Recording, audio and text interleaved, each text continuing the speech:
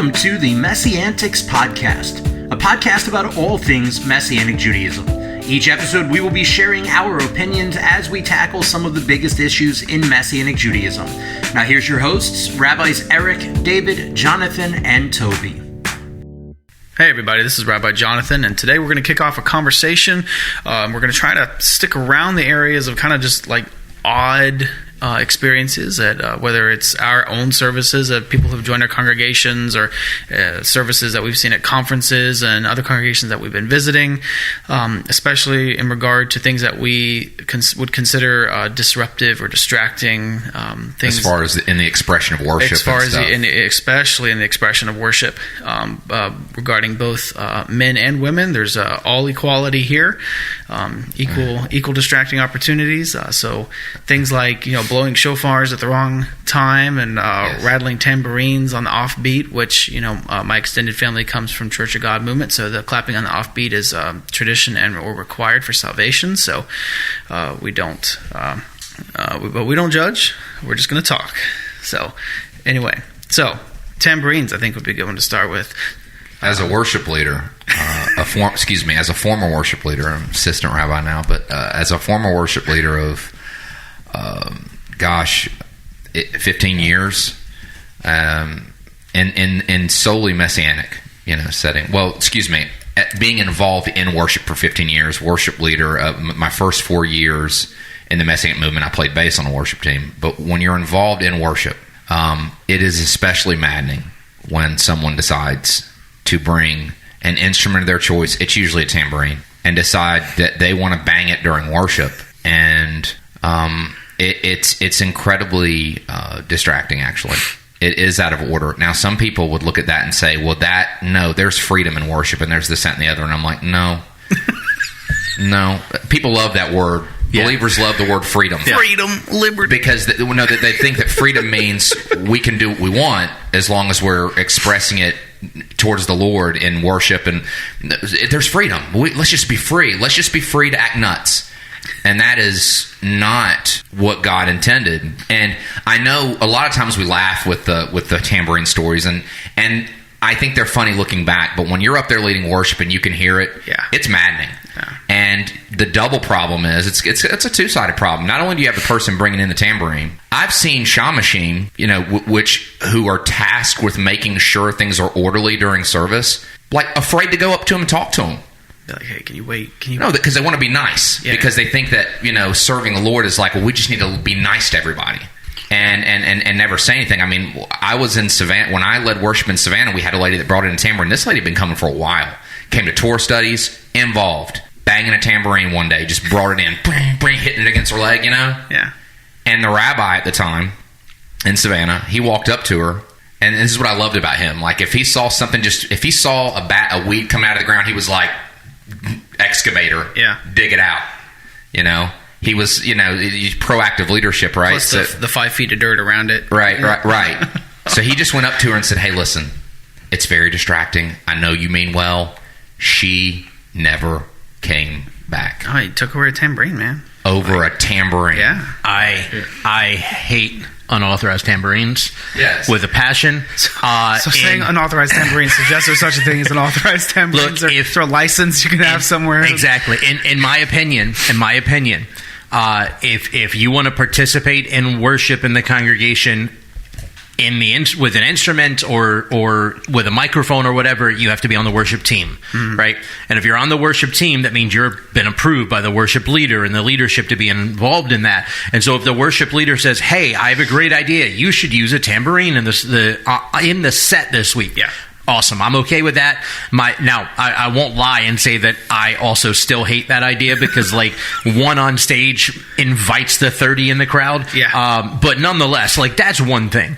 But if somebody just randomly, like, rolls up one day, like Rabbi Toby was saying, they just randomly roll up one day with a tambourine and just start going to town with it. And look, let's be honest, nobody with a tambourine in the crowd knows what rhythm is. Right. They just know what sound is and start making as much as it's like, this isn't Purim. We're not trying to drown out Haman's name. Like, we don't need groggers in the worship service. I watched one lady. She wasn't even trying to be rhythmic. She would just clap her hand against it when she was, I guess, when she decided she was going to be excited or whatever. There was no rhyme or reason to it. It's really interesting to me that that nobody. Wait, here comes the guy that came from a Pentecostal background. That's right. Right. Talk about these tambourines now. That's right. Yeah. Nobody would... Did yours have a dove with the feathers? Go away. Nobody would just walk into a church or synagogue with a guitar, sit in the audience, and just start playing along with the worship team, or bring in a drum set and play along with the worship team, or grab a trumpet or whatever. But for some reason we think tambourine, that's, whatever. And people take the verse that says make a joyful noise way too far.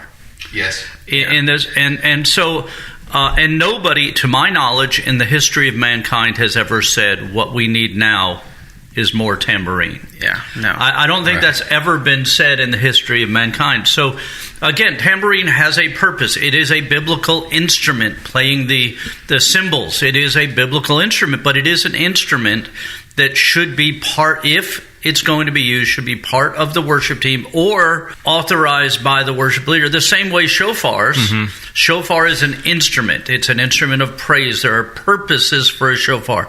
Now, if during a service, a worship service, the worship leader says, okay, at this point in the song, we want everybody with the shofar, blow the shofar in Zion. When you hear those words, let's all do this in unity. Then they're doing it in accordance with what's happening. David's like, no. Bad song. But could have picked a better one to use for that. Okay. But the point is, it's an authorized use of an instrument within the scope of worship. Look, I've been in Messianic congregations the majority of my life, and I've experienced every variety of rogue, unauthorized shofarot blasting imaginable, including. Yeah.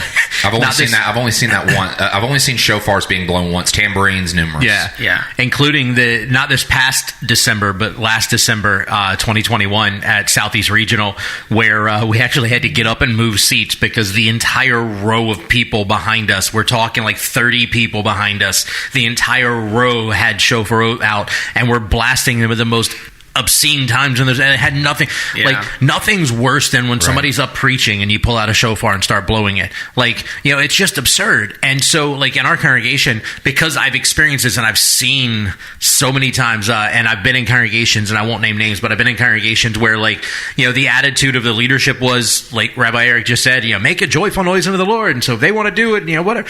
I'm like, no, we can't. We're not going to do that. No, that's not going to fly with me. So in our congregation, we decided early on, first and foremost, like, blowing a shofar in a synagogue on Shabbat is already an oddity to most of the Jewish world, because it's not considered okay to carry the shofar and so on. So the fact that we're even considering using shofarot in our services can be problematic as it is, right? Yeah. But then you disrupt things out of the weirdest possible way, and it ruins it even more. So in our congregation, we were like, you know what?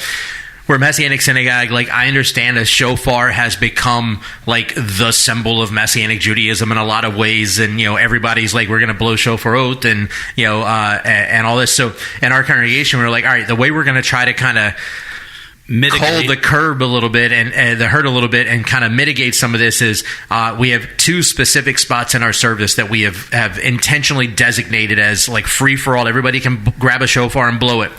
But there's only these two spots. And what's really interesting is people have kind of figured it out on their own. Nobody else is blowing them any other time. So these are the two times. If you want to blow your shofar, this is where you do it. Nowhere else. And that's at the beginning of the service as like the call to... Almost knocked my microphone in my lap. As the call to worship, I had a little too much Jewish hands going on here. At least it wasn't coffee. My hands were flying around too much while I was talking. But the beginning of the service is like a call to worship to draw people in. We blow the shofar. I think you guys do the same thing at Bradon. Which is a biblical use for a shofar. And then in our Torah service, we have a really interesting and unique thing that we do in our Torah service that I developed a few years back. It was probably 6 or 7 years ago, where as we get ready to open the Torah scroll, we've processed it around the sanctuary, brought it up, undressed it, laid it down on the reading table. As we get ready to read from the Torah scroll, as a community, we read from Exodus 19:16 through 19. 19, which is like the beginning of the voice of God, the Bat Kol speaking the Aseret HaDibrot, the 10 words to Israel. Yeah. And it tells us that in that passage that, God, as we've talked in previous episodes, God told Israel to prepare yourself for 3 days, and then I'm going to reveal myself to you and speak to you. And before the voice of the Lord came forth, there was this heavenly shofar blast that grabbed their hearts. And so, I always say some spiel along the lines of, we believe that we serve a God who's alive and well today, that he speaks to us as much today as ever in history of creation, that one of the primary ways he speaks to us is through his word.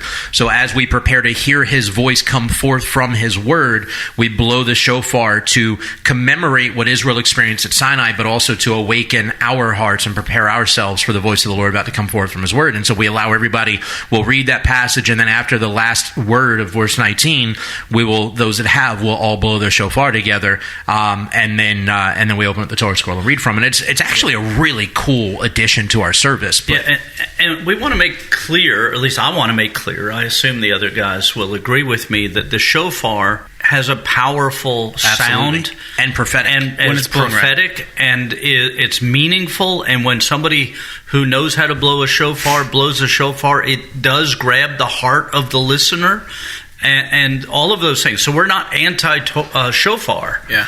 And I don't want to come off that way, but I do think that I'm anti out of order. Right, but it's the same way. We have some amazing cantors at our chazanim, at our congregation, who have beautiful voices that chant the melodies of our people that have been around for thousands of years.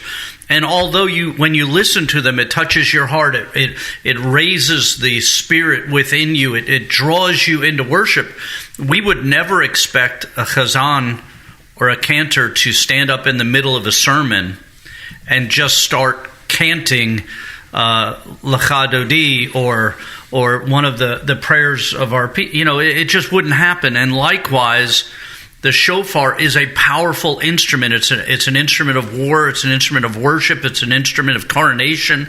There are purposes for it, and it does grab the heart of the people. Yeah. But there's an order. There's a time and a place and a way to do it. Yeah. And so I think we've beaten the shofar. Yeah, no. I'm holding on to You're holding on to one? Well, I just want to say that anybody who blows the shofar at an inappropriate moment, which would, let's just give a scenario, the worship team's playing, and I don't know, it's just any point during worship, and someone decides to blow their shofar during worship, that person needs to be corrected. With the shofar. The person with the shofar Across the head. Right. But I mean, look, it can't. I've heard that, not heard. I mean, if we look in the scripture, when the Holy Spirit fell on Yeshua, it was a dove. Mm-hmm. When you try to walk up to a dove acting all crazy and loud and see what it does, it's going to fly away. And I have seen the Holy Spirit sucked out of a room because of some person being out of order. A person. That double fly away and crap now, I on. will say that if somebody does that at our congregation, if they're a first-time visitor or they're this first time they've done it, I will generally wait till after service and call them aside and say, look, we appreciate your desire. We appreciate your desire, but we don't, there's appropriate times, if you have a shofar at the beginning of service, everybody blows it, it's a time to do it, kind of thing. So we appreciate your enthusiasm. Could you please turn it down a dial? Right. So that's one. And another one of the things that we've talked a little about tambourines. Well, what I was saying earlier. You're going to shofar it? No. I was just saying that. I'm going to hold on to this authorized versus unauthorized thing. I want to start printing out certificates and being like, look, unless you have one of these, you are not authorized in synagogue to blow the shofar or to shake your tambourine. You have to be licensed. Got to go through the special course. You got to pay your fee. Get it notarized. Background check. I would almost want to have a graphic up that's part of the rotating graphics that says, hey, no unauthorized shofar. No, something like that. Yeah, I'll start a movement in the IMCS. They'll be like, we want constitutional carry for shofarot and tambourine. So anyhow, but no, I think the next one another one that we discussed, we did tambourines and shofar, and the third one is flags / dancers. Now, for me, I think flags can be a beautiful expression with a dance team. But the times I've seen it as a beautiful expression is when it is in order, and it is managed by the leader of the dance team. Yeah. I have seen dance teams, because they were under weak leadership, or if any leadership at all, it was just they would start off dancing together and then suddenly would break off by themselves and go to different parts of the building, and you'd have these rogue dancers, and that turned into something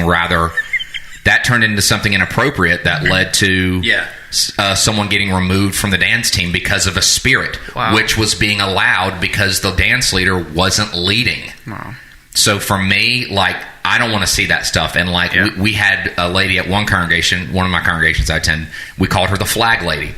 She showed up, she had it was like Rambo. She had her whole arsenal of different flags for different reasons. Like this is for close range, this is for long range, all this stuff. And she would end up at the very center of the congregation during worship in front of the bema, waving her flags around. And it was such a repellent spirit. Yeah.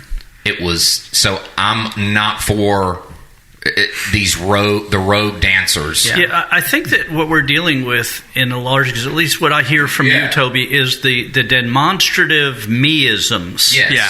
Rather than this is supposed to be unto the Lord. This is supposed to be. show. So I have been to, and there's one congregation in particular that has a young man that does flags as part of the worship team. And he is extremely proficient at waving flags and doing and all that. Yes. But you can continuing that up each year. But you can tell that he's worshiping God, and even though he's in front, and even though he's center to the congregation, people aren't looking at him going, this is his show, or it just becomes part of the worship. The same way that if a tambourine, jumping back to that, is part of the worship team and is in place, nobody goes, oh, can you hear that? That tambourine is the focus of this.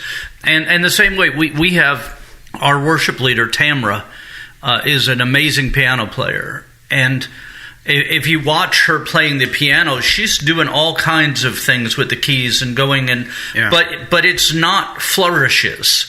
It's not standing out. It blends in with the fullness of what's going on. Where there's other people that it's like Jerry Lee Lewis. They're the show taking place in the thing. So it's not just tambourines or shofars or flags, but it's the heart behind it. Is this about God or is this about me? Which is why, I don't.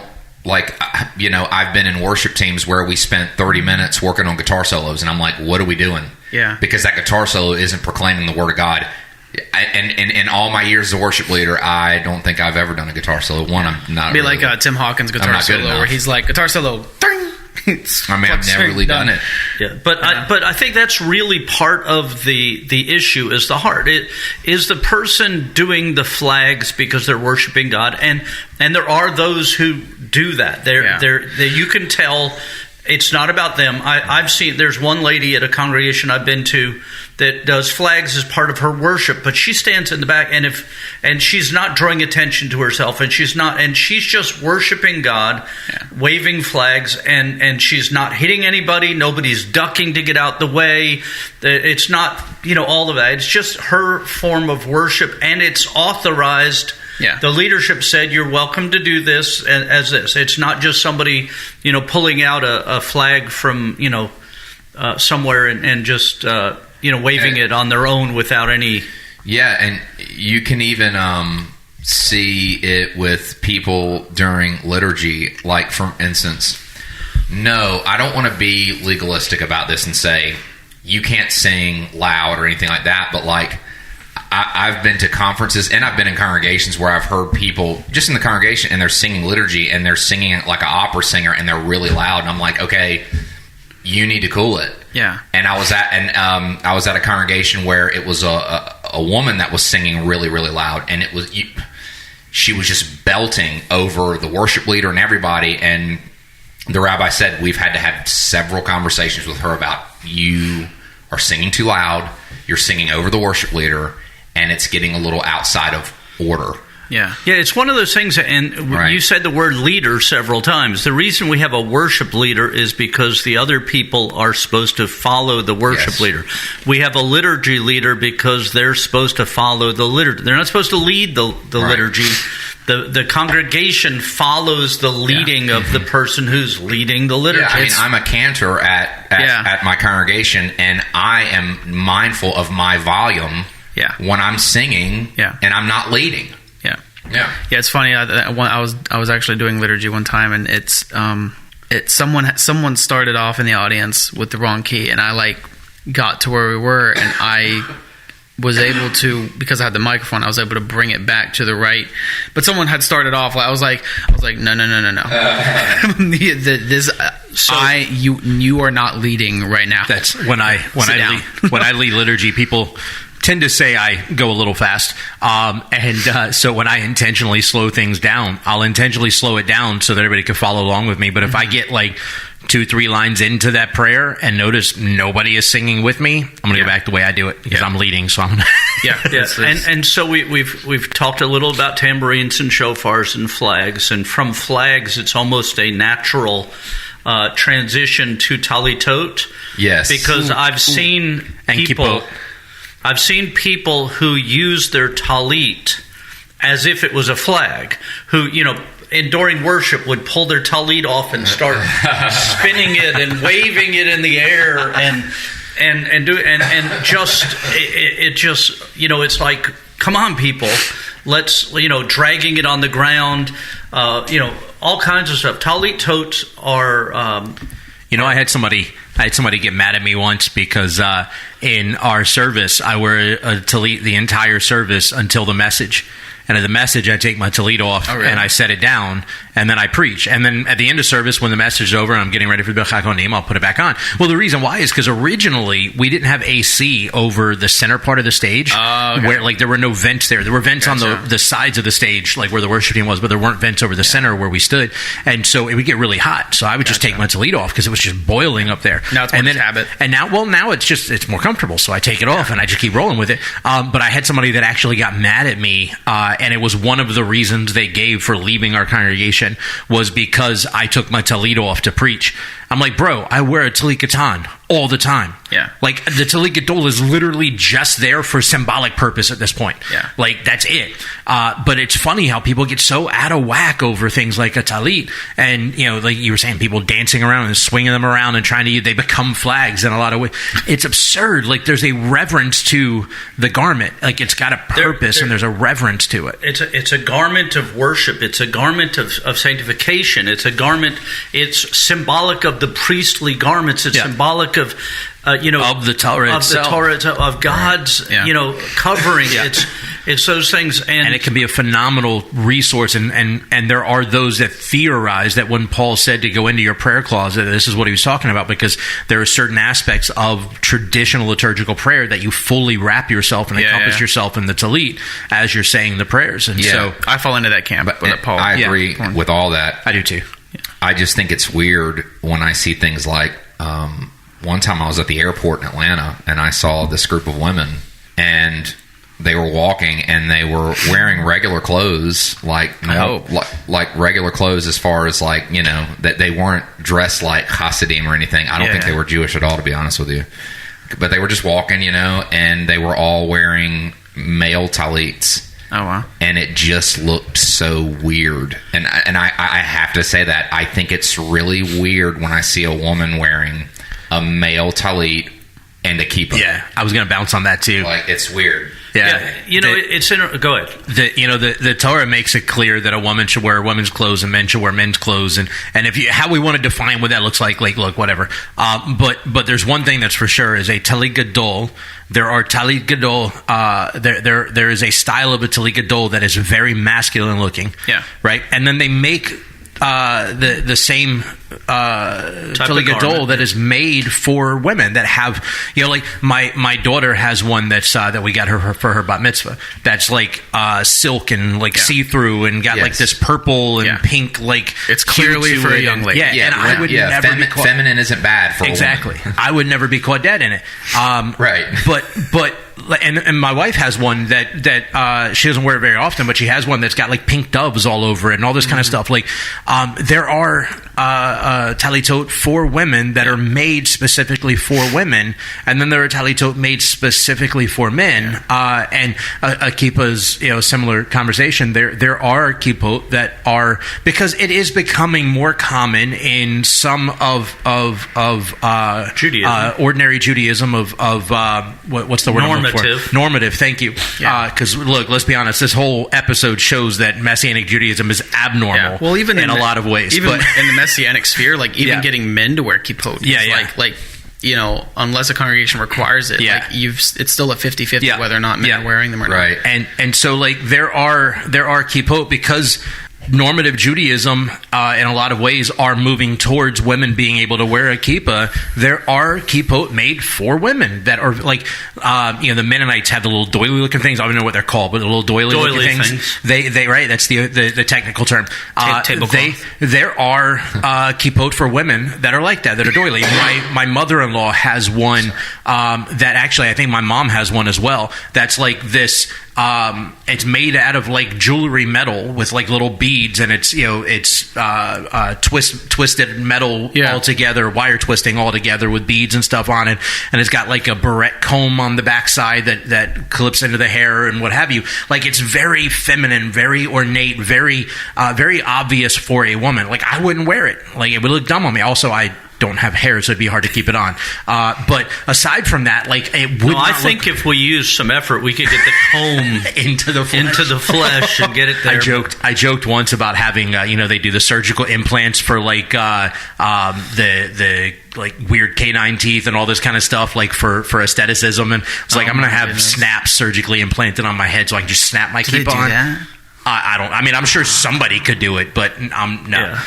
It was So, but there are clearly like talit, a kippah, whatever. They're very clearly feminine options. Yeah. Like, and in our congregation, I mean, I don't make a big deal out of it the first time I see it, because a lot of times the first time you might see it as a visitor, and they may just not know any different, or they may come from somewhere that didn't care and didn't say anything. Yeah. So I'll get opportunity to kind of get to know somebody, and generally speaking, these are the types of conversations you have with people that you learn pretty quick whether or not they're teachable, whether or not they're going to be good in your community or not. When you sit down and go, hey, look, I appreciate your desire to interact with this, right? I appreciate your wanting to wear this prayer covering, the talit, and interact in that way. But listen, this is a man's garment, and there are men's garments, there are women's garments. If you want to wear one, I can send you links for where you can find some that are very feminine that will do you very well.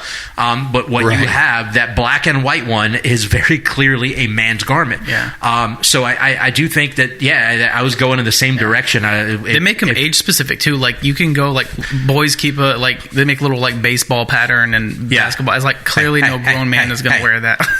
I for years wore a knit yellow kippah that had a giant smiley face on it, and I would wear it in restaurants when I worked in restaurants all the time because it was just funny. Or my New York Yankees kippah. Yeah, at our congregation, we just tell people, as again, like you, not the first time someone shows up and pulls one out of the bag, but we just tell them, look.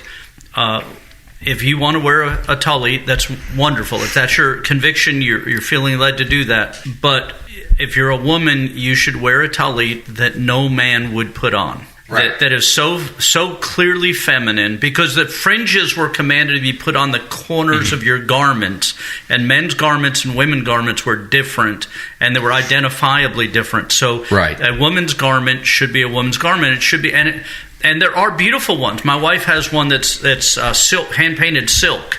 That's a beautiful talit.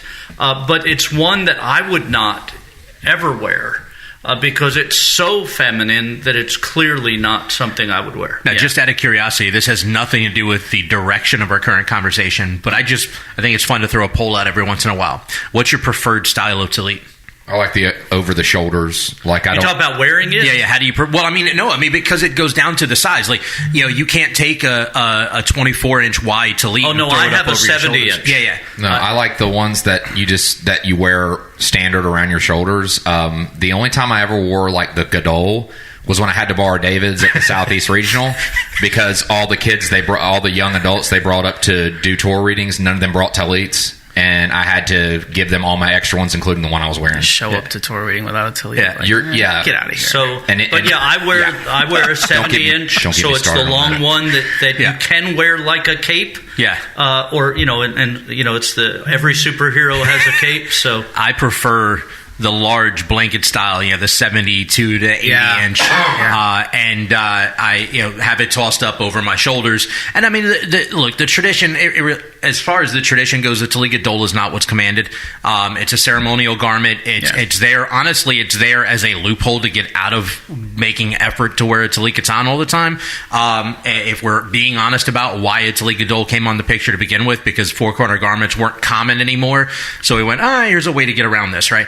But aside from that, tallit gadol is beautiful, and it's a powerful resource in prayer. Do you wear one of the Ethiopian ones? I have an Ethiopian one, yep. I do too. And I love seeing those at the marketplace and the conferences. They're really beautiful. They're if gorgeous. you can get your, but they're priced really well. Yeah, really, and I have a big one. I think that one's 80 something, 84 inch maybe. That's the one I borrowed from you. Yeah, it was your Ethiopian tallit gadol. But the reason why Rabbi Eric jokes and calls them capes, the reason they're worn the way they are is because then you have your tzitziot, two in the front, two in the rear, kind of symbolic of being in forward and backward. And but I like the way it looks. I like that. Now, I hate the work that goes into it, because like every 3 minutes you're having to which is readjust why I it. really thought you took it off when you spoke. No, that's mainly why I don't like. Yeah, I don't like fooling with it. I have clips for mine and I like it because I don't look as fat when I have the two things of the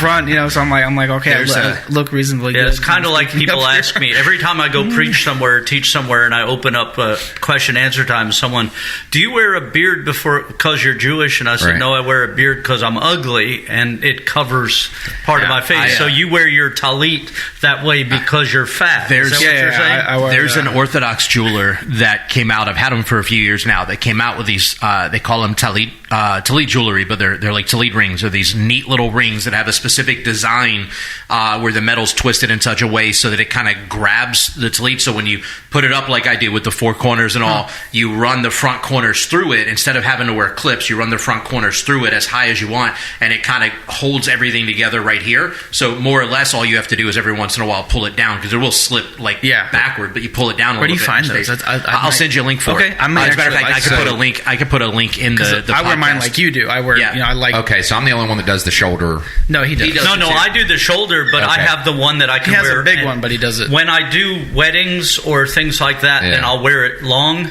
But for the reason that it falls down constantly and I don't have my clips, I wear it the way I do. I found on accident yesterday when I was looking for that bag for you, I found do you remember the clips that the jeweler made for me that for my bar mitzvah that were modeled off of yours from your bar mitzvah? I found those arbitrarily when I was digging for that bag in our storage container.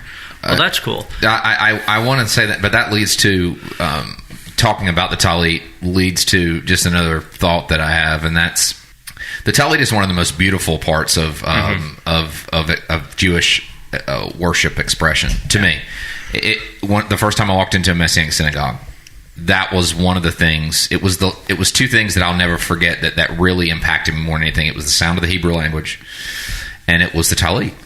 So I have quite a selection of tallits that I've accrued over the years because I just love them so much. Quite a wardrobe. Yeah. But it gets my goat when I am at a Torah reading or a service and I see not just young men, Jewish young men related to rabbis. I don't have a tallit. Can I borrow yours? And I'm like, I'm a Gentile with like 3 in my bag. Yeah. You're serious? And I really think young men should have tallits. I think young men should wear them. It gets my goat when I feel like it is a part of embracing being worshiping the Lord. Yeah. being a man, but women have them too. But I'm just saying, there's something about when I see a man covering his family with his tallit during like the Aaronic blessing and things like that. Yeah. But when I see young men like, can I borrow your tallit? And I'm like, sure. And then I go and put another one on that I had in my bag. Oh yeah, can I get your tallit? Yeah. And I'm like, dude, take this stuff seriously, man. Yeah, and I think, like, again, of course, I'll bring up that there is an argument and a tradition where, normally it's not traditional for young men to wear tallit until they're married. However, I think that if you are above the age of bar mitzvah and you are committed to walking with God and walking with your family, and you're doing something on stage, and you're doing something that's especially on stage, and to the greatest portion of Judaism, at bar mitzvah is when young men begin to wear tallits. Now there are sects that are separate, but the thing I look at is, there are people who will wear a kippah but not a tallit, and the tallit is actually commanded. The kippah is a traditional replacement or a symbolic covering like the priests wore. So there's a biblical reason to wear a kippah, but we're commanded to wear tallit. Now, I will say that we have some young men in our congregation who wear tallit katans. They're wearing fringes, but so they don't wear a tallit gadol. Yeah. But they're being obedient to the actual commandment. I have no problem with that. Yeah. But what Toby's talking about is those that just don't take anything seriously.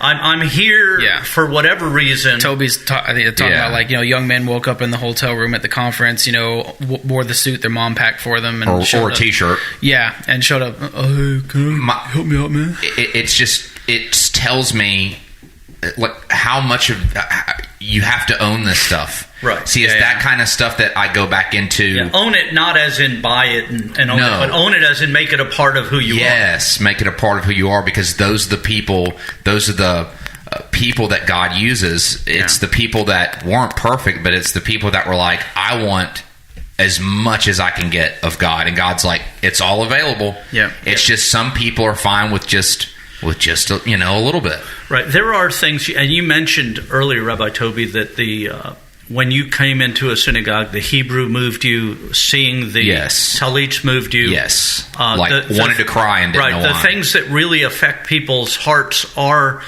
audible or visually moving. The tallit is one. You mentioned one of the things, when people come to our congregation, one of the things that we hear most often spoken of is first the procession of the Torah. Right. The moving of the children and the people following the Torah being processed around, just like the children of Israel followed the ark around the wilderness, our people followed the Torah around the sanctuary. So there's something really heart gripping about that.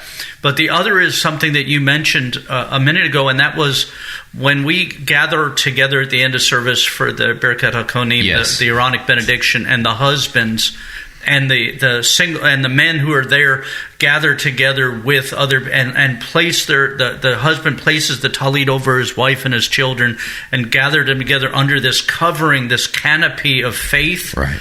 It is such a symbolically powerful moment.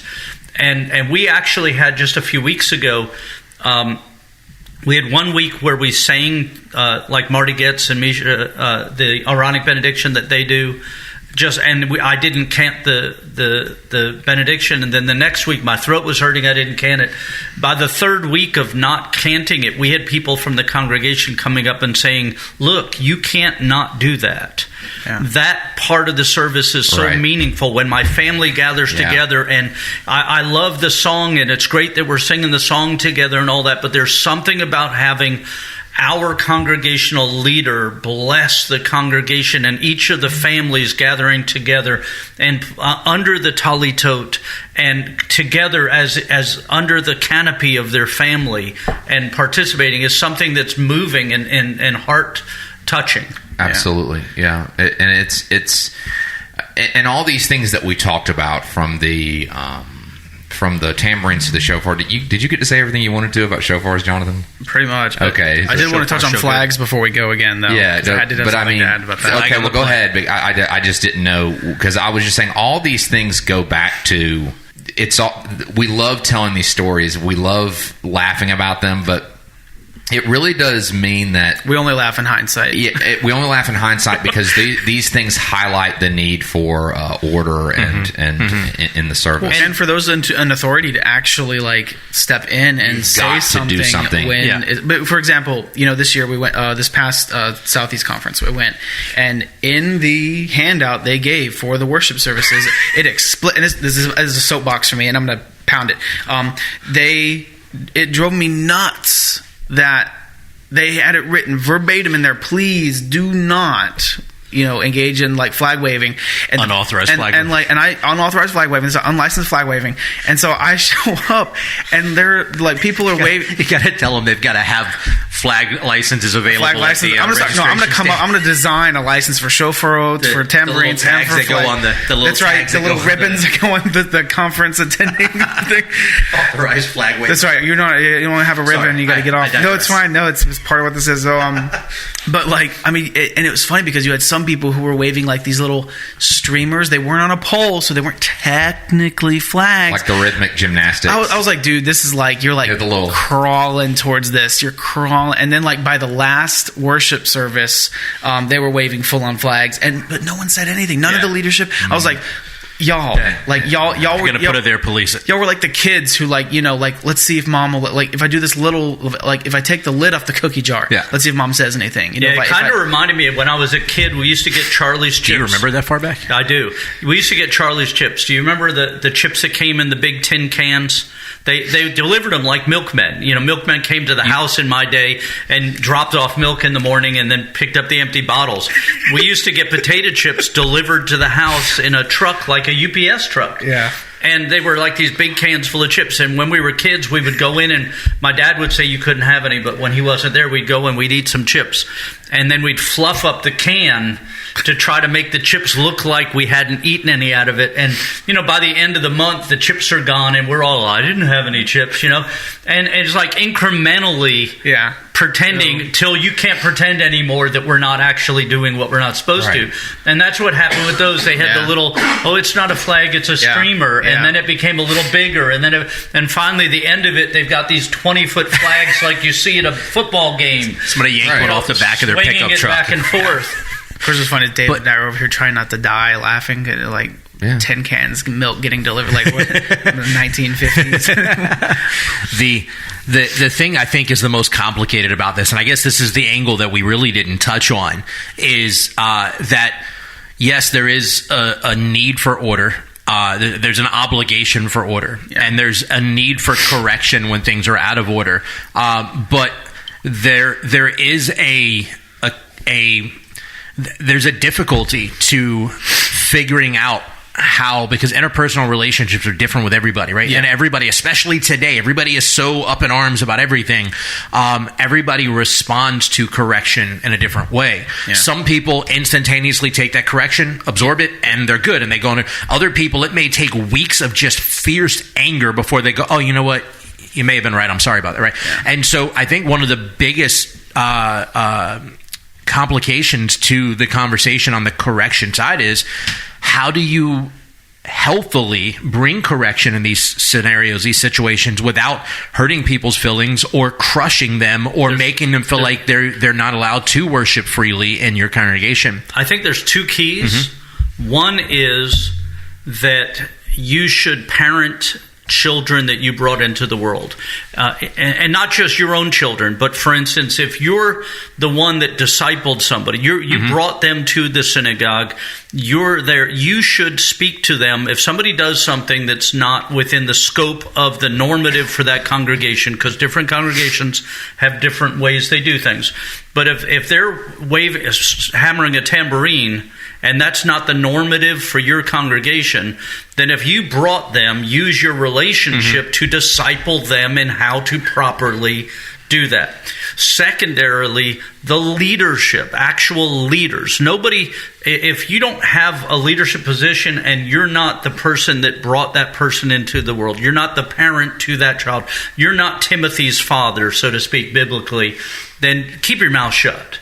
And let people that have that position teach and share, because people, the thing that drives people craziest is when somebody that shouldn't speak into their life speaks into their life, and that causes a pushback. It's a natural pushback. Like, who are you to tell me? You're not the rabbi. You're not an elder. You're not the worship leader. You're not the usher. You're not you're just sitting next to me. Stop. So we need to be responsible for our children, be they spiritual or physical, and deal with teaching them and discipling them, disciplining them in the proper way to worship for our community. And again, each community is different somewhat.